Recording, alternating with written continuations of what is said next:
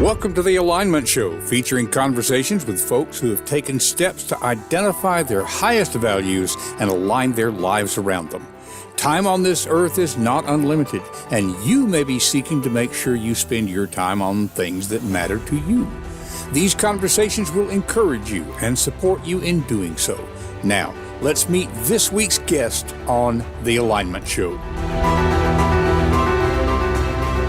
And a good morning, good evening, good afternoon, whatever time it might be in your part of the world.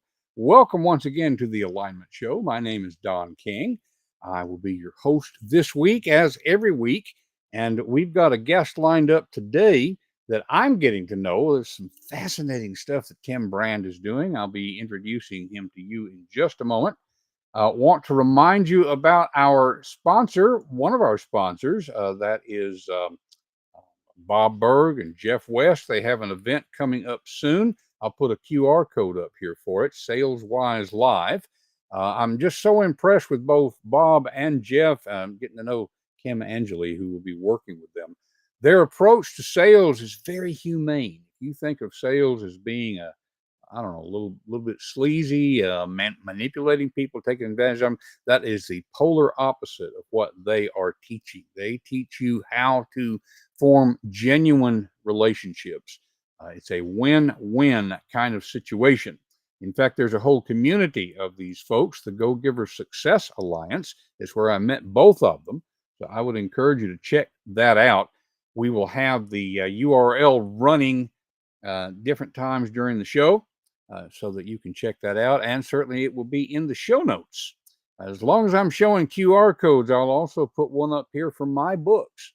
Handsome fellow there, isn't it? Yeah. Well, not so much. That was a younger version of me, but the books are new. And I think that it'd be worthwhile you digging into The Way of the 3-Year-Old Why, Medium Well, which I've got up here on the corner. Would appreciate it if you would take a look and see if there's not an interesting story in both of those that would help you to live a more effective life. And speaking of effective life, then our guest this week, as I said, I'm getting to know Tim Brand at this point. He has written a book. That's not primarily why he's on here. It's a part of his larger story because there's an origin there for so much of the activities that Tim is involved in. Rather than try to give a lot of background on Tim, I want to bring him on so that we can just get to know his story firsthand. So welcome, Tim Brand, to the Alignment Show. Oh, thank you, Bob. Don, it is great to be on the show. Appreciate you inviting me and getting to know your listeners. Indeed. And we see the logo behind you about the impact journey. That is having to do with Many Hands for Haiti. Yeah. And it's was it Many Hands Impact, I think is what we're talking about. You have a place in your heart for Haiti. I do. And there's it seems like everything that you do these days is tied with helping the folks there one way or another. Yeah. And so I told people, usually I have a bit more of an introduction. Tim, you gave me an introduction, but I thought this is one of those where we really just want to get to know you through conversation. Yeah. You are a speaker, a writer. Am I accurate in saying a pastor? I do preach from time to time. I preach across the Midwest from various places. I don't lead a specific church, but I do preach quite a bit. Okay, and I relate to that. Among the other things I do, I pastor a church regularly. And a business person too. We run businesses for mission. So we run multiple businesses that then fund, and we call them generosity engines, to help people be generous in their lives and to teach people how to be generous to go benefit other people. Yes. In fact, that's seems to be a growing trend in a way. Instead of doing traditional nonprofits, we might say, I saw where, with your pursuit of an MBA, you realized you could use your business skills to help nonprofits. Correct. And Yeah. and so let's dig a little bit into that background. What was it that made you decide to use those business skills as generosity engines, as you said? And I love that phraseology. What made you decide to do that instead of pursue traditional business? Yeah. So a little bit on the origin story of myself. So I grew up, my dad and mom, my mom was a professor, college professor. And she always gave herself to help teachers and learn how to teach people in the public school arena. My dad was a high school guidance counselor, and then he became a business person later in his life. And so I grew up thinking that I was going to take over the family business. They started a basketball hoop company called Goal Setter Systems, one of the best products in the world. We were the first to market in multiple ways. And so I grew up thinking that that was what I was going to do. And so I went and got my degree, got my MBA, all that kind of thing, got to the organization. My dad was 63 and my uncle was 61. It was a family business, and realized it was time for them to sell the business. And so when we sold the business, and I helped navigate them to those waters, I went to work for a global business, which gave me tons of exposure around the world. I was literally going to multiple countries, 22 different countries. I was running multi-million dollar operations and helping these countries get started in dealerships and selling product and that type of thing. And after this 10-year journey of me being on this path, I'm a man of faith, so I come from a place of faith, is that I felt strong the Lord was telling me, hey, use all this gifts and talents, all this story that you have, all these things to go and help the people that don't have a voice for themselves, that don't have an advocate for them. Because you see, in 1998, which would have been 11 years earlier to that, prior to that, I went on a mission trip to Haiti when I was a senior in high school.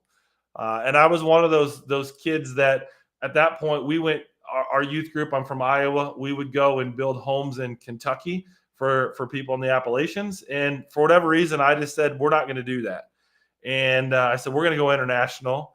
And there were 6 friends and us. And I said, let's go to someplace international. And my dad in 1986 had served in the country of Haiti. I grew up looking at pictures of him serving with people that looked very different than me and hearing the stories that were wild to me, such as if it's yellow, let it mellow, how you handle the toilet situation. If it's brown, you flush it down to conserve water. But these wild stories. And I said, I want to be like my dad, and I want to go to Haiti. And so contacted a local church and said, hey, I heard you take trips to Haiti. Could we tag along with you? And by the grace of God, we went. And so through that story, then I started to go back, continue to go back multiple times. And so when it finally came time in 2011 to say, hey, I spent 10 years in business. I've made a lot of money. I've made a lot of contacts. I've gained all this experience. I've had this idea of running an operation. But what I felt strongly is, hey, use all those gifts and talents, not for the betterment of yourself, but for the betterment of those that need your voice to go and help people that God sees. They have a purpose. They need to understand that they are a child of God. And ultimately, we could use our gifts and talents and resources to build up.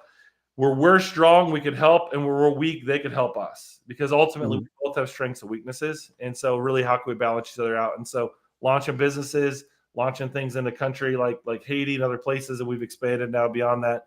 But yeah, there's a lot more to that, but that's really the precipice behind it.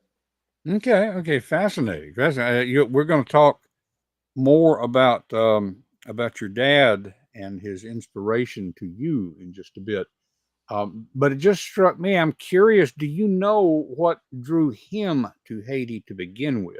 I mean, I can see where his interest is what sparked yours. What sparked his interest? So that's one thing. My dad, who's passed away, we will talk about that a little bit, but he didn't ever quite put a finger on it. But the thing I can tell you about knowing my dad, a couple things. It's always a relationship that brings you in. So he had a friend that then invited him to go on this trip to Haiti with him in 1986. My dad was 43 at the time. and no business probably being in Haiti. He didn't have skills to go do anything. He wasn't a builder. He wasn't a construction person. That's primarily what they did. But my dad could do is he could love people, and he could love people well. The second thing is my dad was always an advocate for the people that others overlooked. So he found the kind of the down and outers, the people that needed a little bit of encouragement. He started an alternative high school for kids that dropped out of school. But so like Haiti had a lot of those same elements.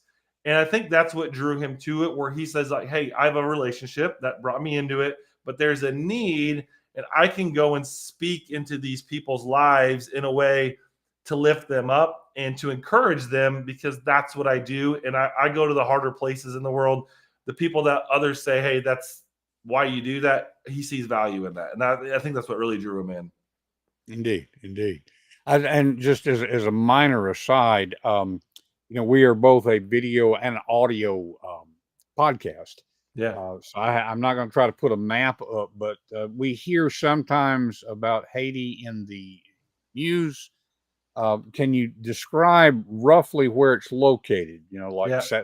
south of Florida, south of Cuba. I'm not quite sure how to describe it. Yeah. So go to Miami and then go about 350 miles to the south and then to the east.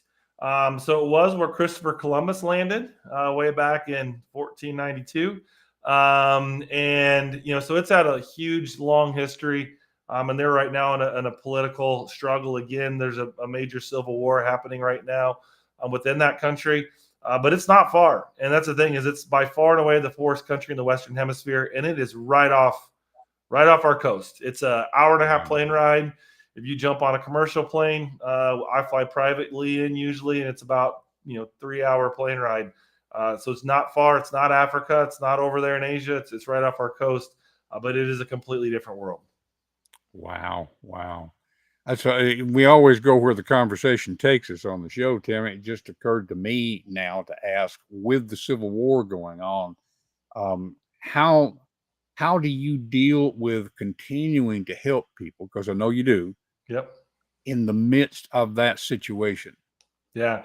So for those that aren't knowing what's going on, I mean, Haiti's had its political issues for a while, but in 2021, their president was assassinated. There's been a call them gangs. I actually call them paramilitary.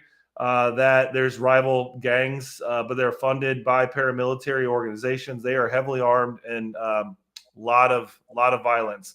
Haiti is the most violent country in the world right now. More violent than Ukraine. More violent than Syria. More violent than, honestly, like Israel right now.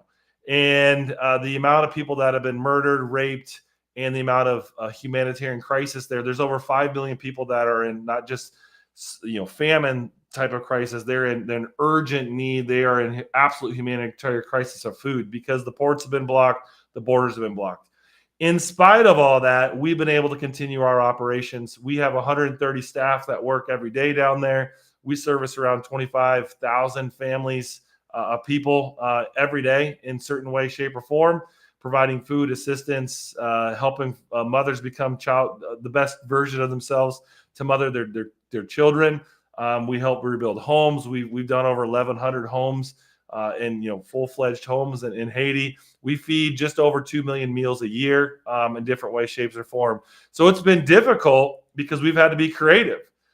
When your ports aren't working, when your banks aren't working, when there's really no political atmosphere, I mean, there's no government, there's no police. Even like right now to pay taxes, I'm not paying taxes right now because there's nowhere to pay taxes to. Every year we've had to pay taxes in Haiti, and this year we're like, hey, there's no IRS, no government to even pay taxes to. So it's the level blows most Americans' mind because we couldn't even imagine how do you function when those basic fabric of life is gone. But here's what I'll say about my Haitian brother and sister: they are resilient people. They are people of faith. They are a people that will look out for one another, and they understand how it is to work in a micro environment. Meaning, I don't rely on macro things. I don't rely on the government. I don't rely on big systems. I rely on my neighbor. I rely on my local market. I rely on my local community because I can't trust the bigger things in the world. And so they've built a system to be able to continue to live in some of the hardest conditions of the world. And we stand beside them to help, number one, be a voice, just like this. Like some people are like, I didn't know this was even going on.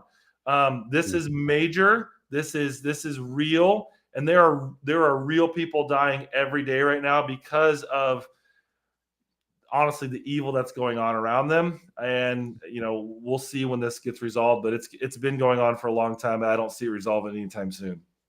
Yeah, it's definitely a complicated situation. Do you have insight? How shall I ask this? It's almost a flip answer to say, well, in this situation, we have to depend on God. Yep. That's a given. Yep. What is there? There are a lot of organizations. Well, I don't know a lot. You have much better sense of really how many. I'm sure, though, that there are a lot of nonprofits who have been down there, who, because of the situation, have pulled out. They're gone. Absolutely, that's happening and a without lot. criticizing them, Correct. Yeah, everyone's got to make the decision based upon the situation. Exactly. Do you have a sense of what is different in your operation? Like it's not a traditional nonprofit. Right. You wouldn't be paying taxes unless it was operating as a business. Correct.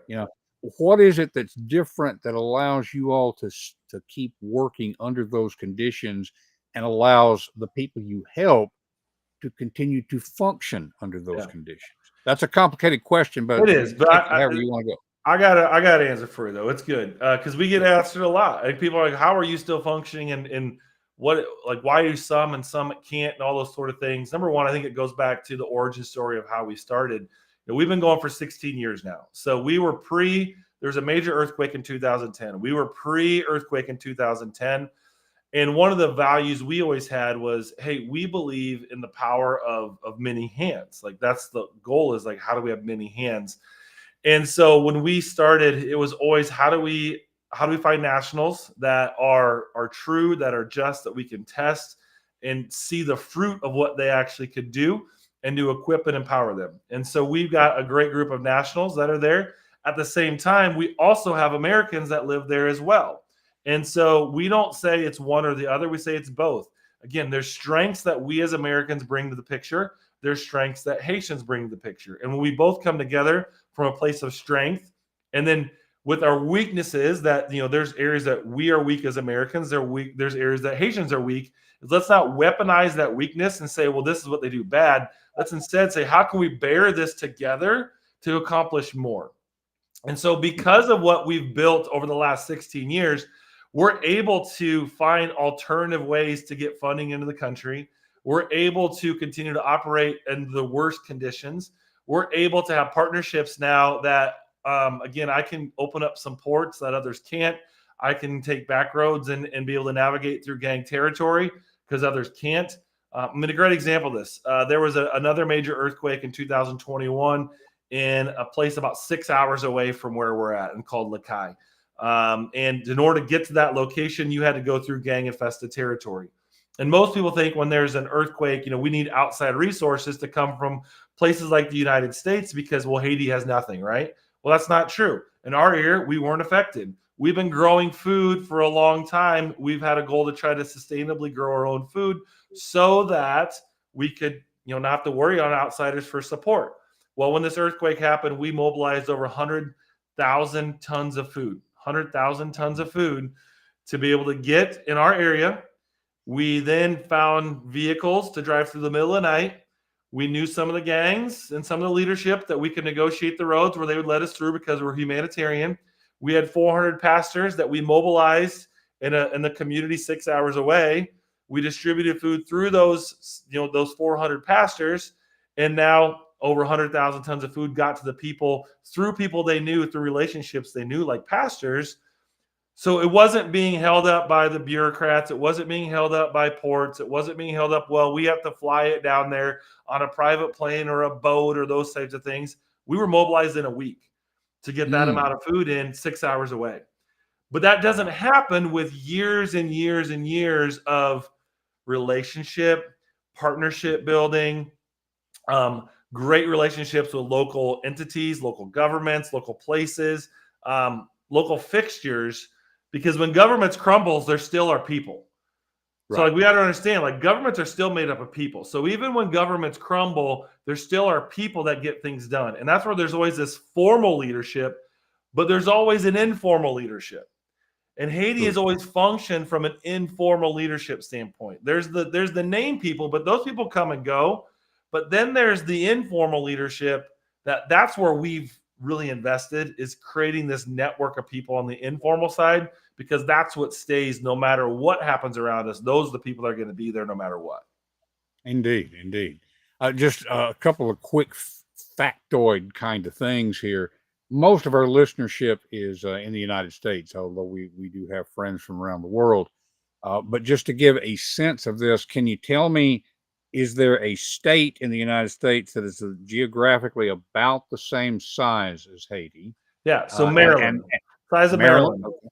Okay. And then I don't know what the population of Maryland is, but what would be I'm trying to get a comparison of population to land area, if that makes sense. Yeah, so there is roughly 12 million people throughout the size of Maryland. So, I mean, Iowa, for example, is 3 million where I'm from. So we're talking, but we're about 5 times bigger than the country of Haiti as far as land mass, but Mhm. there's 4 times the amount of the people.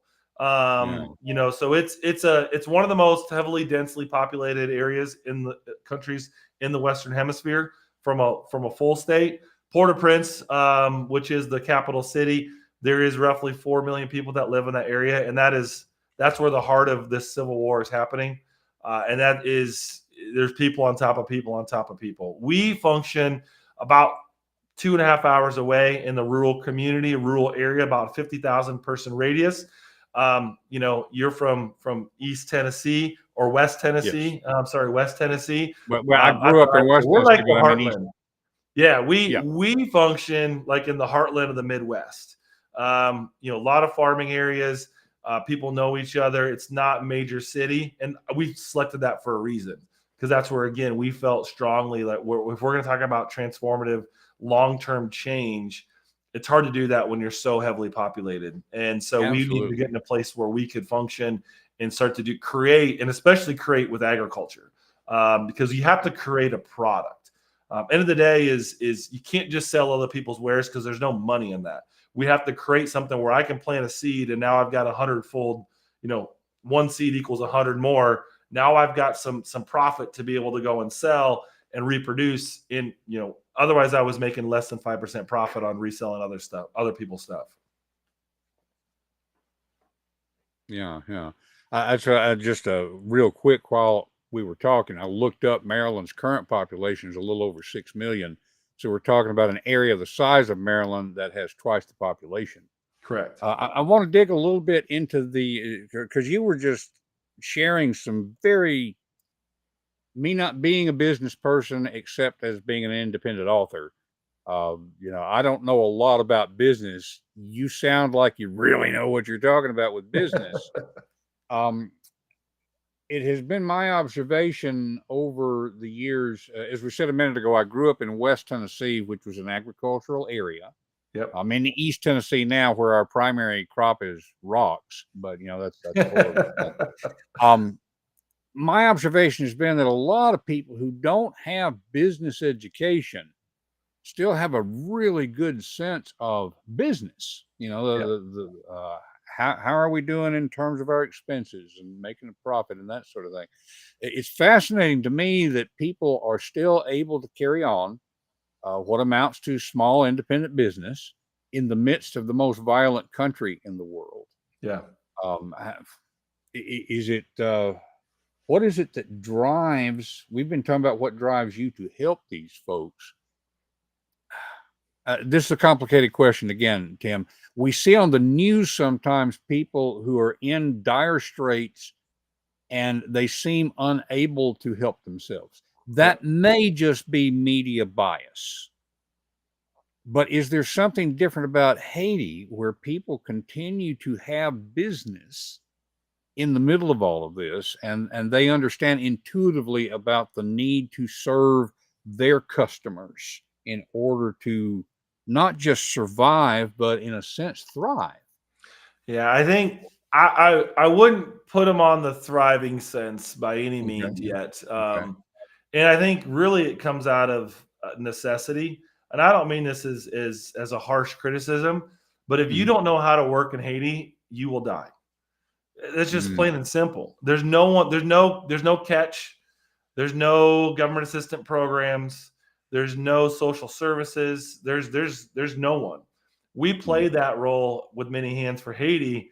That's the role we play to catch those that are the most vulnerable. So we work Mm. with women and children, particularly those that are malnourished. We work with the elderly population. We also work with a lot of physical disabilities, with people with lower limb disabilities, because there is no one else to actually look out for them.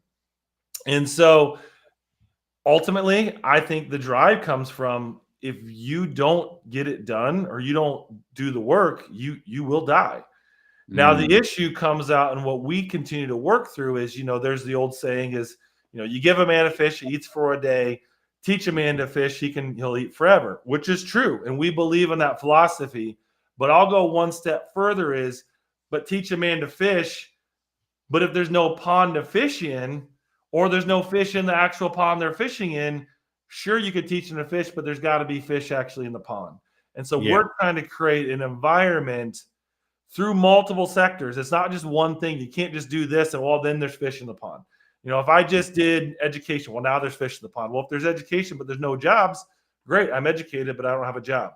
I could teach leadership development, but again, if there's no educated people, I can't hire anyone to help run my jobs. If I have educated people and have leadership, but I don't have food to feed my people, I can't do that. So again, our job is to say, we're going to geographically saturate an area through 6 ways that we're going to create transformation. So we do it through these 6 things. We do it through education, leadership development, agriculture, safe homes, medical assistance, and economic development. We do Mm. all those 6 things with a family in a region where those are all happening at the same time, to create the pond. So when people actually go to fish, they can catch something. That's the best analogy that I can give.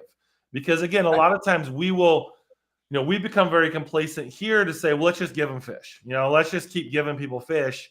Well, then they become dependent upon the fish. Like, well, you need to give me a fish in order for me to eat.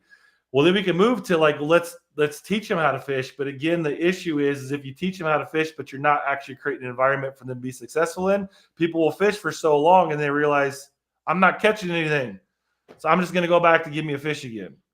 And we're trying to break that cycle.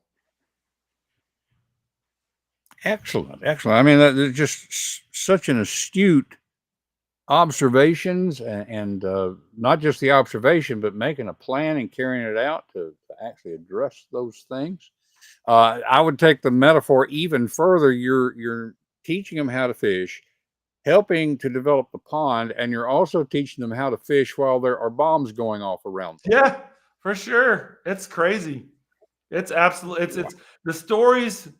Again, I don't want to go there because they're just, it's unbelievable things that are happening. And I'll give one statistic that'll just, again, I think blow your mind, and we'll understand. Women are the lifeblood of an organization, or lifeblood of a country. Honestly, if women are being taken care of, the country usually does pretty well. Unfortunately, in the last few years, over 26% of the women in Haiti have been raped in some way, shape, or form. 1 in 4.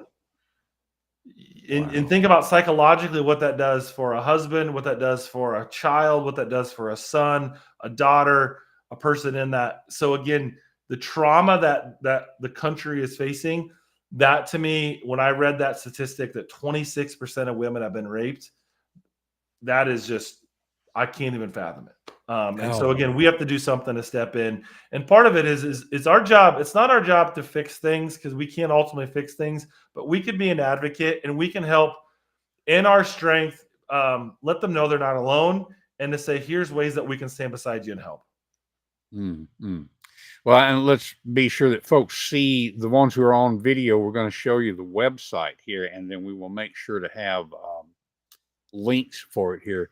The place that is sort of the hub, because there are many things that you guys are doing.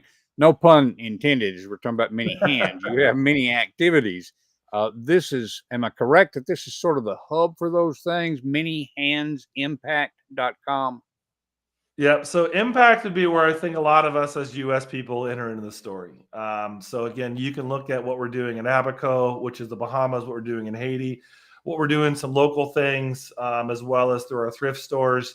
But all of it revolves around life transformation in community, that we transform together. Like we have a value system that, you know what, no one transforms alone. We all transform in community, and that no one is beyond transformation, that the old is gone, the new can come for anyone if they're willing to enter into that. um, I'm just such a strong advocate of purpose. I was built from a place of purpose. If you want to look at my origin story and in general what's been the fabric that's weaved inside of me, it's that there is a purpose. I was built for a purpose, and I help other people guide towards purpose. So you talk about, why do I go to Haiti? Well, because I believe that they have value. I believe that they have a responsibility to be the transform in their own community, not for me to do it, but for them to do that. And that there's a dream inside of them for how they would want to be parents, how they want to be community members. And my job is to help unearth that for them. And when there's obstacles or barriers for them to see that in themselves, I need to help unearth that for them. And vice versa. We all are called to purpose as well. Now, how we get hung up on that is different, because I will say with a lot of my Haitians, sometimes the issue is they don't see themselves and they have enough value that I actually do have a purpose. That's the hang up for them, is like, I am not worthy. I'm not a child of God enough to believe that I actually do have a purpose. Vice versa on our end, usually between you and me, Don, our issue is that we believe too much that we are built for purpose and this is all about me, and that the world is created for me, and that I am actually in control of my life, and that I'm the one that can call the shots. And ultimately, we have to understand from our side of things is that we are not in control. We are to be stewards of the resources given, of the talents and gifts given to us, and that in obedience, we go do that to serve other people. And so our purpose is not for ourselves, but the purpose is in how do we serve others. And so again, all are called into purpose and transformation, but our barriers of what really hangs us up is in one of those two spectrums, kind of depending upon our upbringing. Yeah, yeah. Now this makes perfect sense to me. One of the things where we have sort of a place of connection. My book, I'm pointing up here, the latest one, purpose is built right into it. The first book that I put out, The Way of the 3-Year-Old Why, Live What Really Matters, is the subtitle there. And it's all about figuring out your why. You've been talking about your why. What a great balance you're talking about, to give people the sense of purpose and yet to not make it egocentric. That's a delicate balance in and of itself. In fact, while we're talking about books here, let's mention the book that you have recently published. And let's see, we're going to go ahead and share another screen here for the folks who are on video. You have written a book called Standing on the Shoulders, and the subtitle is A Legacy Story of a Father, a Son, and Life's Greatest Gifts. Yeah. Tell us a little bit about how all of what we've been talking about, in a way, comes together in the story that is within this book. And there's a great story here. There's also lessons that you have extracted from the story. Yeah. So I think one of the things you can gather through some of my sharing here is family is important, purpose is important, and serving others is important. And this all kind of came to a head for me when my father, who I mentioned earlier, was the one that went to Haiti in 1986, was diagnosed with terminal cancer. And particularly in the last season of his life, it was pressed upon me that I needed to be the one to help him finish well through that story. And so with purpose, I said, okay, I'm going to do that for my father. And how can you find purpose in death? How can, when someone is dying that you love, how do you walk with somebody to find that purpose? And so in the story is I go through really how does that work for my dad, for myself, the lessons he learned in his life, and in the conversations we had to unearth those, jumping back into timelines where there are stories that teach lessons about the things that I'm portraying in this. And then ultimately, how do you finish well? And how do you see life beyond death? And how do you experience life beyond death? And how do you live a life that outlives just this dash that we have? So my dad had a dash in his life of 1943 to 2021. But his dash doesn't die in 1921 because of what he gave to me. And now I carry that legacy on in multiple ways of what he said. And so ultimately now my job is, am I leaving a legacy for those that come into contact me, whether that be friends, family members, my kids, my spouse, my businesses, my operations? Are they going to stand taller, see further, understand themselves better, do more because of the life that I lived? Or are they going to have to pick up all the pieces? Are they going to have to sort through the rubble because of the things that I destroyed? And ultimately, they're just spending their whole life trying to pick up the pieces that I broke. And I hope that people choose the first part, is that, you know what, the life that I live and the way that I'm going to go about serving and doing my life will allow others to come behind me and to go further, to love deeper, and to stand a little bit taller. And my dad was able to do that for me. And so I go through that in the book. And it's a story. It's a love story of a father and a son. And I hope that the love that's in that book drips off the pages to the reader, that comes into their heart, and that ultimately it causes some reflection, and for them to see what is it in my life that I could be doing? How am I living? How do I help? If your parents are still alive, how do I help them finish well?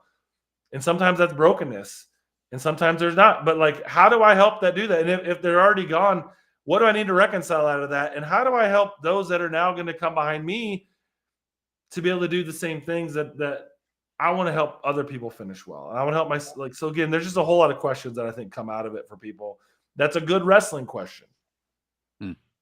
Indeed, indeed. Folks, those of you who are on audio only, we will have a link to Tim's book in the show notes. So be sure that you know where to get those show notes. It's confidencecultivators.com.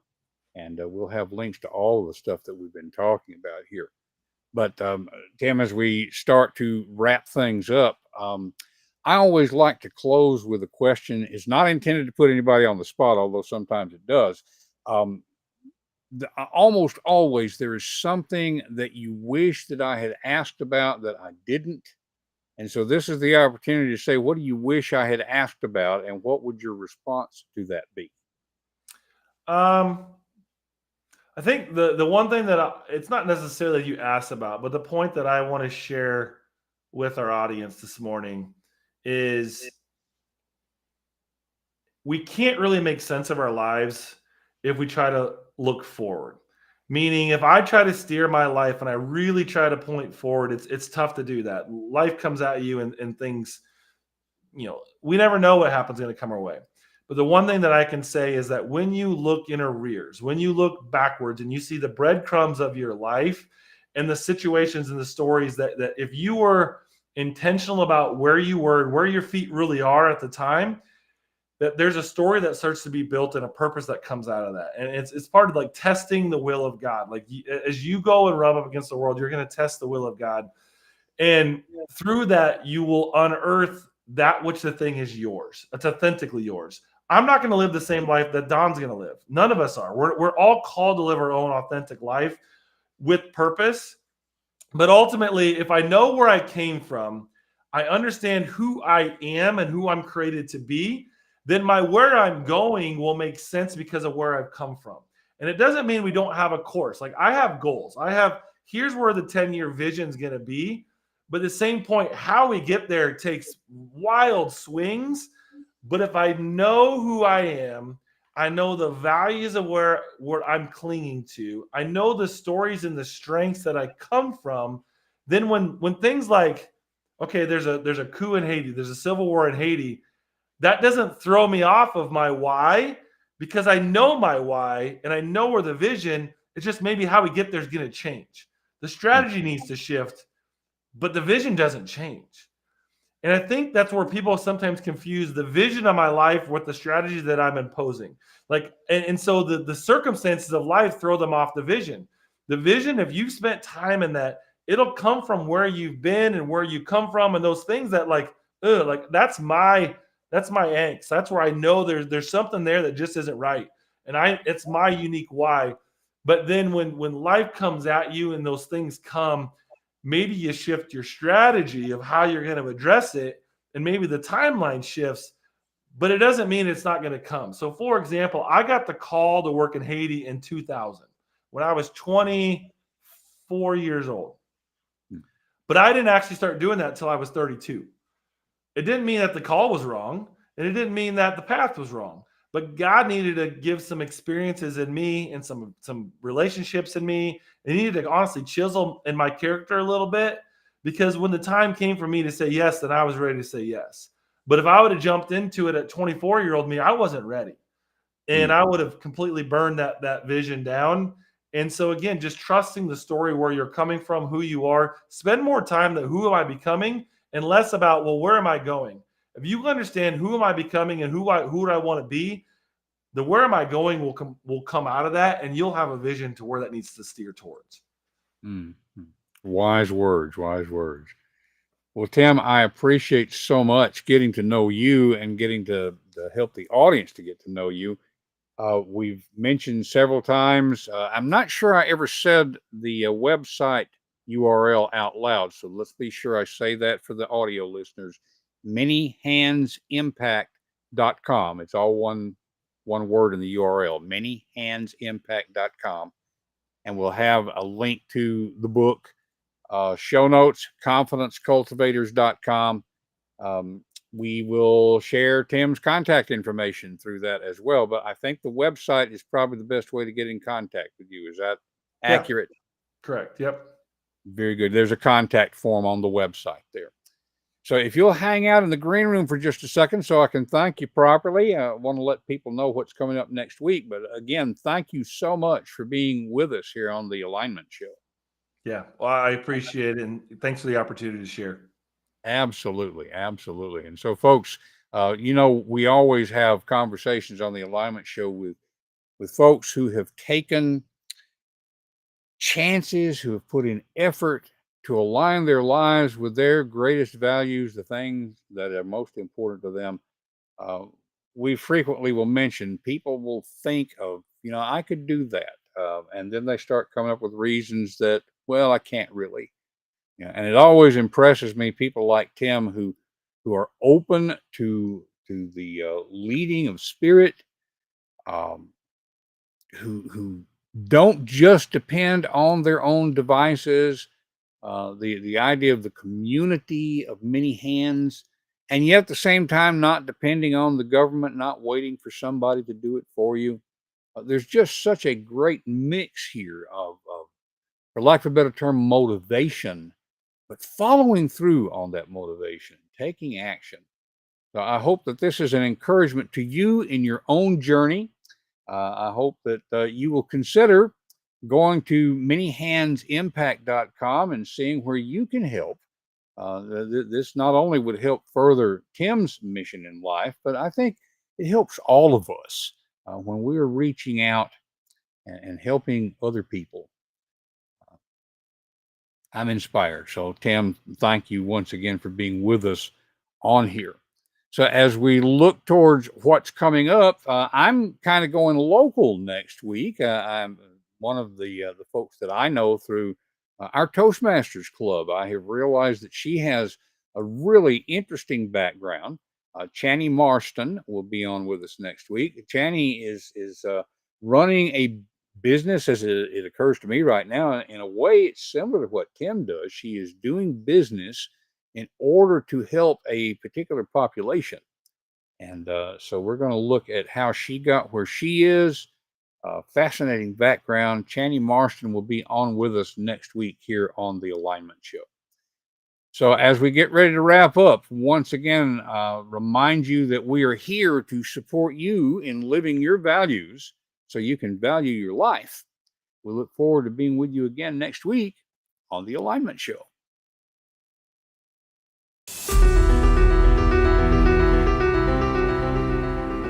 That's it for this week's episode of The Alignment Show. What has it inspired you to do in your own life? Whatever it is, take action now and take the first step. It will help you to talk with a friend about what you're thinking. Share confidencecultivators.com to spread the goodness. And remember to live your values and value your life. We will see you next week on The Alignment Show.